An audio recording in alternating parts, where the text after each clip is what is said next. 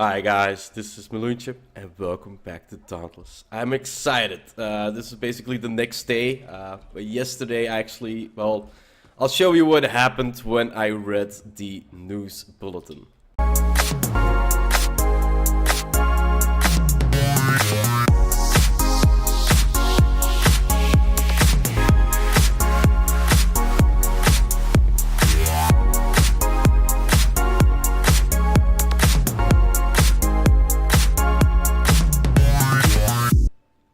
So I actually started dancing yesterday. As you can see, it's a little bug where, I was actually walking, not running, and I walked against the stone. I was laughing my ass off when it happened.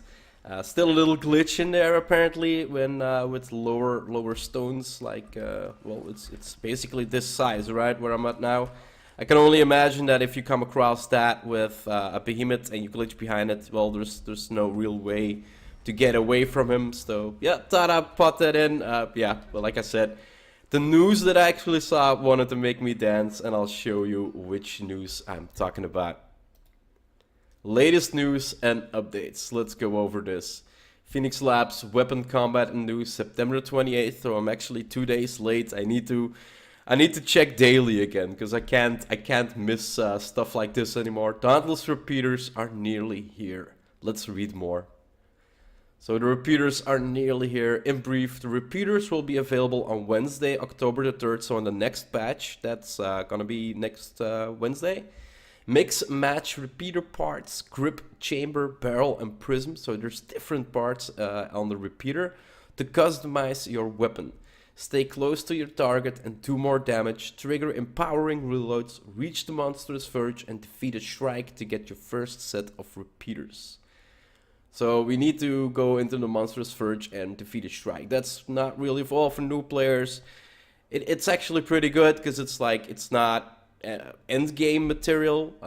That's something I was kind of thinking, but they made it that earlier game also will get guns, making them viable.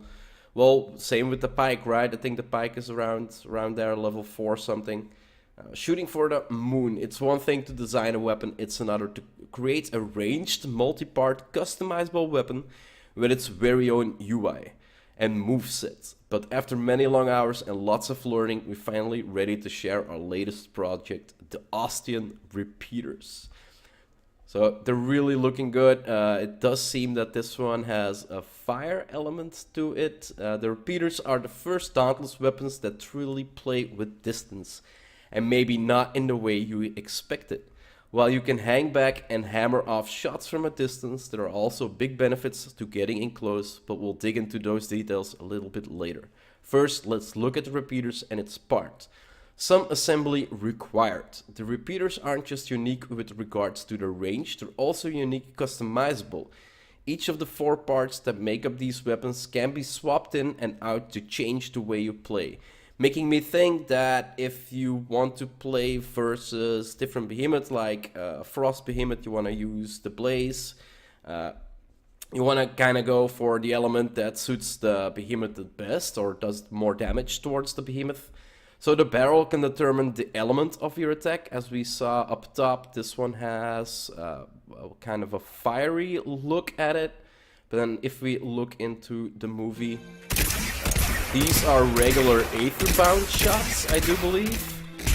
And then in the second one, you can clearly see that these are electrified shots. So yeah, the barrel, as on top, will change out which part of your element is behind the attack. The chamber changes your skill shot ability. So they do show only one skill shot ability, and that's basically a charge up with one of the, I think it's only one. Yeah, it's only the right one, I think, that shoots. Not really sure about that, but it's basically like more of a cannon shot that you do. The grip sets your throw ability, so there's a throw ability in the game as well. So it places on a sword that has, I believe, increased damage that it will give. I'm not sure if it's a radius or if it's only for yourself. And by the end, as you can see, it starts glowing light reddish, yellow and reddish, meaning it will end, or Like, these are all parts that this is the reason I didn't sleep last night. And then the prism controls your passive bonus, but there is no video of the prism, so not really sure what they mean with passive bonuses. By mixing and, well, the passive bonus are the cell slots, right? Those are passive bonuses, maybe they mean that. So by mixing and matching available pieces, you can dial in a combo for nearly every situation. But you do have to craft them first. So parts and craft. Crafting repeater parts is a lot like is not like crafting other Dauntless weapons. If you have the notes, the parts, and are far enough along as a slayer, you can speak to Admiral Zai. So he's the NPC we need to go to actually, I think, start the quest. To have him build what you need. Look for X quest after you take down your first full-fledged Shrike. So I can only imagine that there's going to be a quest to defeat a Shrike, and after that quest you're going to be redirected to Admiral Zai. It will guide you along to your first set of shooters. So that's all for Wednesday, but basically I don't need to do this overview on Wednesday. I can just basically just jump in and start right on the farm, because I do realize that there's going to be once you obtain a few more parts, you can open the UI to customize menu and start playing Frankenstein. So customizing repeaters, we have dual repeaters, Captain's Grip Advanced, Marksman Chamber, and Blaze Barrel. The Blaze Barrel is what we saw in the top video, and apparently there's going to be a regular barrel or Aetherbound barrel, and then an Electric barrel, so there will be a Frost barrel as well. Passive slot. Not really sure, is that the passive bonus, is that the prism shot?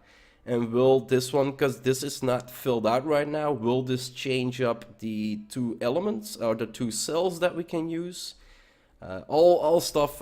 Yeah, like I said, I couldn't sleep. I was thinking with this picture in mind the entire night. Is this my true power? Pay attention to power levels when you're putting together your shiny new weapons. Each piece of the repeater has its own unique power level, which adds to the weapon's total power. So as you can see, Captain Grip Advanced 105, Marksman Chamber 105, and the Blaze Barrel 75, adding up to 285, and the total firepower is 40. So the Blaze Barrel will give 40 power, but there is Advanced next to this one.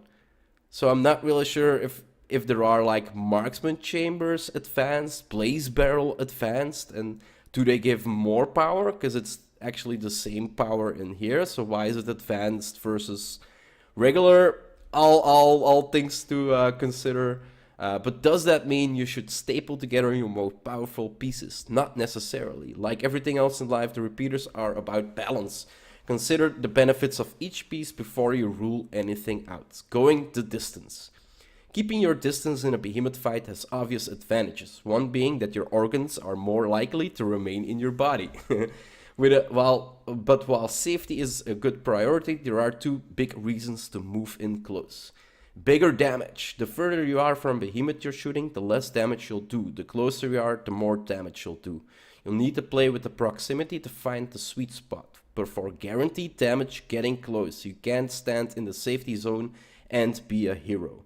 Empowering reloads. One of the cornerstones of a good repeater play is the empowering reload.